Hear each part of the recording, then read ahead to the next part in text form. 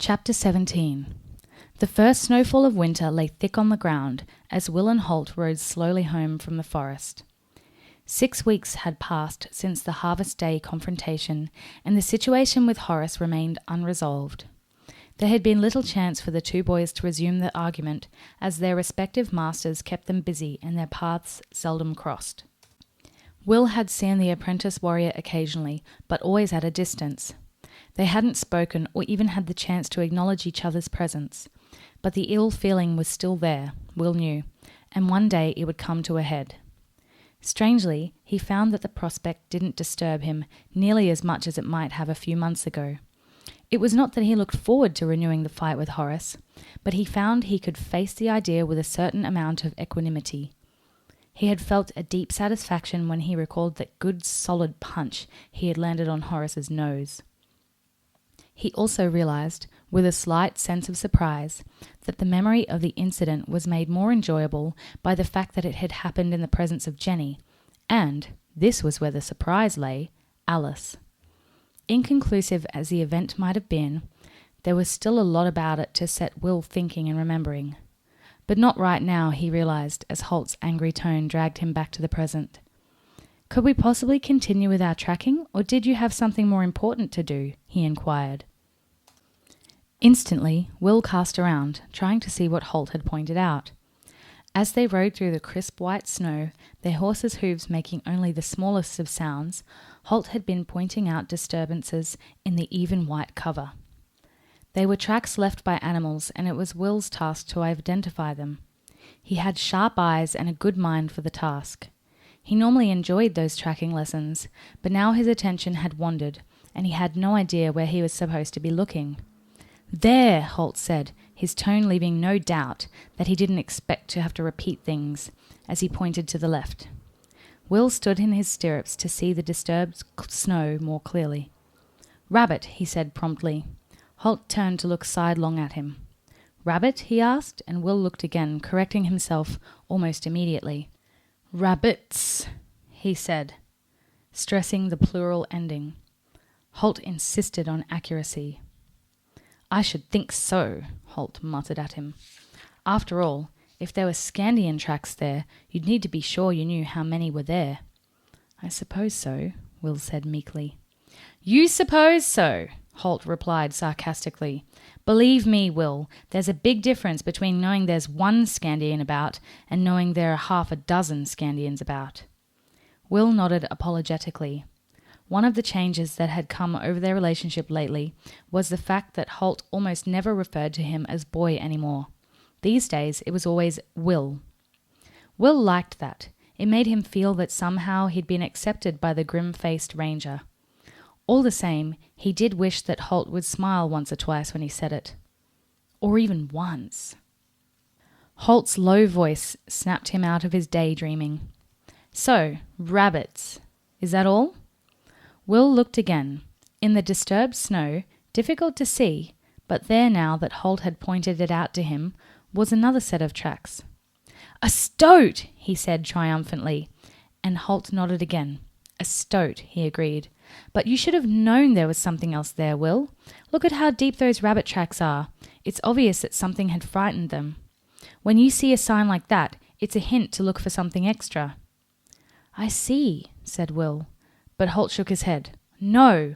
All too often, you don't see because you don't maintain your concentration. You'll have to work on that." Will said nothing. He merely accepted the criticism. He'd learned by now that Holt didn't criticize without reason. And when there was reason, no amount of excuses could save him. They rode on in silence. Will strained his eyes at the ground around them, looking for more tracks, more animal signs. They went another kilometre or so, and were starting to see some of the familiar landmarks that told him he was close to their cottage, when he saw something. "Look!" he cried, pointing to a tumbled section of snow just off the path. "What's that?" Holt turned to look. The tracks, if they were tracks, were like no others that Will had seen so far. The ranger urged his horse closer to the edge of the path and looked more closely. He said thoughtfully. "That's one I haven't shown you yet. Don't see too many of them these days, so take a good look, Will." He swung easily down from the saddle and walked through the knee-deep snow towards the disturbance. Will followed him. "What is it?" the boy asked. "Wild boar," Holt said briefly, "and a big one." Will glanced nervously around them. He mightn't know what a wild boar's tracks looked like in the snow, but he knew enough about the creatures to know they were very, very dangerous. Holt noticed the look and made a reassuring movement with his hand. "Relax," he said. "He's nowhere near us." "Can you tell that from the tracks?" Will asked. He stared, fascinated, at the snow. The deep ruts and furrows had obviously been made by a very large animal, and it looked as if it were a very large, very angry animal. "No," said Holt evenly. "I can tell it from our horses. If a boar that size were anywhere in the district, those two would be snuffing and pawing and whinnying so hard we wouldn't be able to hear ourselves think." "Oh," said Will, feeling a little foolish. He relaxed the grip he'd taken on his bow. However, in spite of the ranger's assurances, he couldn't resist taking just one more look around them. And as he did so, his heart began pounding faster and faster. The thick undergrowth on the other side of the track was moving, ever so slightly.